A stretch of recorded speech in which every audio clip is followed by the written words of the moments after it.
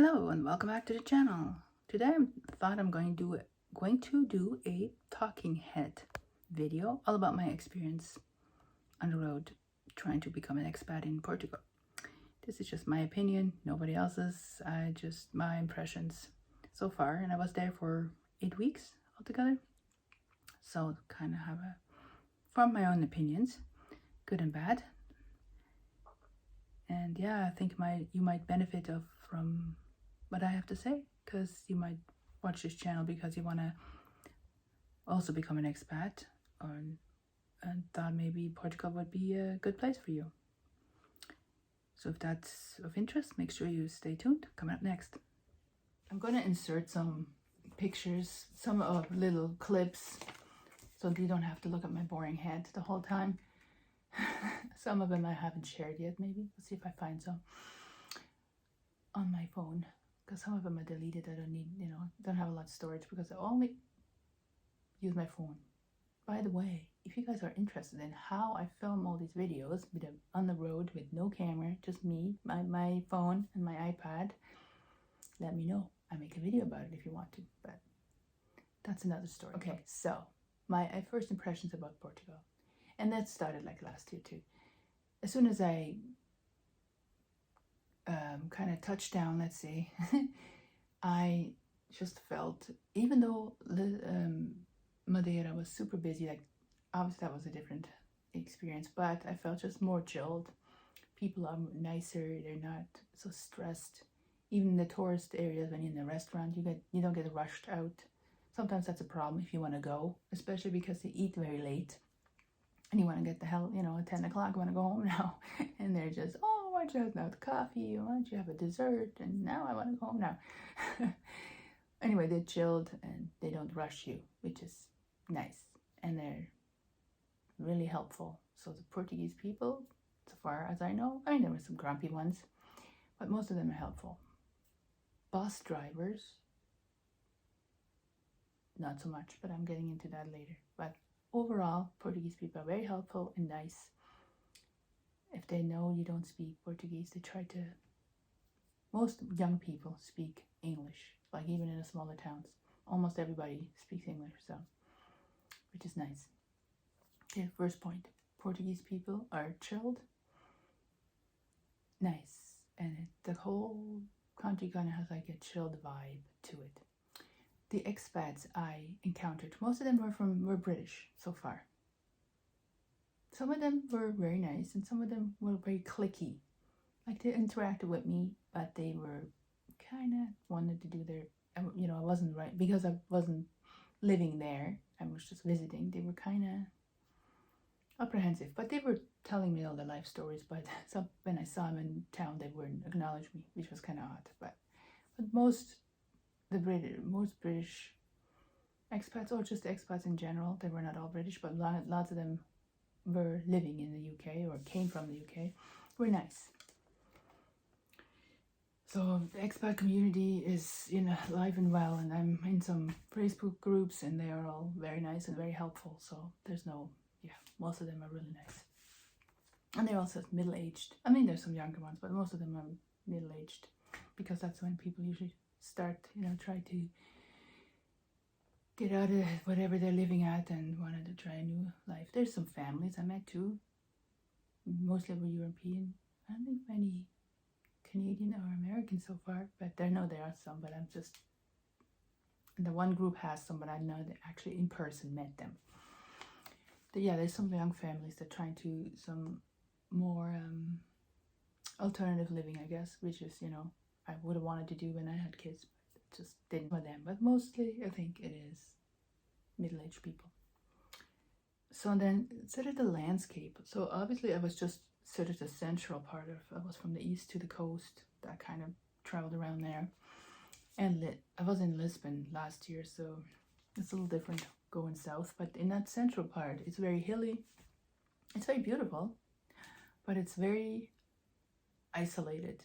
Like all the villages, there's some areas, there's little villages closer together, but it's very deserted. Like most young people leave, or they might live there, but they're not there. Maybe they just get there on the weekend. I don't know. Lots of houses they just let fall apart because they don't want to sell them because they have to pay a lot of taxes or something. I think there's something going on, but don't quote me on that. But something's going on. Anyway, it's very quiet and very deserted, and obviously it's not a bad thing. I don't like busy, crazy towns, but I like a little bit of a vibe. So, I mean, if I would live with somebody, then I probably wouldn't care. If I'm by myself, I need some people around me. I'm an introvert, quiet person, but I like to have people around me. Somehow that fills my cup, even though I don't interact that much. Yeah, it's very hilly and it's obviously hot. The further east you go and the further south you go, of course, it gets hot. But in that area, yeah, and further to the coast you go, it's a little cooler. And the flatter it gets, right? So yeah, that's my impression from that area. And I know the north is fairly hilly and cooler too, and greener, but then you have some damp and moisture air problems. So because you have to insulate your house probably proper, then you won't have a problem. I'm guessing. But if you're renting, you don't really have that option. Now the infrastructure. So the big towns are very modern. Like they have a lot of, the centers are old and have historical buildings, etc. But the outside is pretty modern. They have modern malls, shopping centers, very modern. There's not too many people in there because a lot of people probably can't afford it because Portugal's a poor country. People have very low wages. So I don't even know how they survive. Crazy. Yeah, like I said, there's buses. There's a really good bus system and train system going like nationally. And this bigger centers have local bus systems, which are also fine. But as soon as you get out into the boonies, so to speak, in the sticks, there the bus goes once a day at 8 or 9 o'clock in the morning and doesn't come back till 7. So what the heck are you going to do for all that time? Might as well go far away. You have to make it count. There's in some places there's no schedules. Like you don't know when the bus comes and goes. So you have to make friends with the locals. Try to figure out how to get figured out. But obviously most people have cars, so it's not an issue. And then that central part, there's a lot of like hippies and more out of the box thinking people. So they might be, you have to be aware that you might not want to interact, or maybe you do want to interact. That's up to you. So yeah, bus system is very good. And the train, if they're not striking, is good too. The only problem is bus drivers are not friendly. I had like 1 or 2 bus drivers, they were friendly and, have to ask a question. The other ones, nope. They are not friendly. They don't care. They just drive the bus. They don't care about the people. And what else? So yeah, if you want to live in a rural area, and you have to be aware that if you're by yourself, that it can be challenging. You can be lonely, loud sometimes, because they have like a festa it's not loud, but when there's a festa going on, which like almost every weekend in the summer, it can be loud. So yeah, be aware of that. The prices of the food. So groceries are expensive because of the euro, and all that stuff that was going on because of the pandemic. And maybe that's gonna, even out someday. But right now, the groceries in Portugal are expensive. Like if you go to a market, it's expensive. So be aware of that. It's not cheap.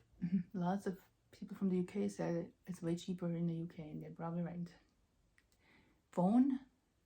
Cell phones are fairly cheap plans, and I think internet plans are cheaper too from Canada. Again, I don't know anything about the UK. Might be cheaper there, I don't know, but it's cheaper than Canada, because Canada is one of the most expensive internet providers. Like they have more than one, but it's expensive because all the taxes, and the government has a hold on it, so it's not privatized. But it's very good. Very good internet in Canada, but you pay for it. It's like very expensive. And the bus system is cheap. Like I paid 16 euros, it's like 25 bucks or something Canadian, to go from Porto to Olivier, the hospital, whatever the heck it's called. So, and then from there all the way to Porto. Yeah, it was cheap. And it's a 2.5-3 hour ride. Yeah, because you got it, yeah. So compared to that's another problem in Portugal. They have tolls everywhere. So when you're driving, yes, you get faster to places, but it's expensive because it can cost you like $100 till you know, if you go a 3-hour ride to go somewhere. To be aware of that. And the cars are more expensive, and I don't know about fuel. Fuel might be expensive too. I don't know. There's another point. Landscape. So the coast is one of the most beautiful coastlines in the world, probably, especially in Europe, because it goes from all the way from up all the way down to the Algarve. So it's stunning, beautiful. Obviously it's cold, the water is freezing because it's Atlantic, but if you're really hot, you know, you go in there, you know, just don't swim for hours. You go in, cool off, and go back. And boat tours are, you know, awesome too.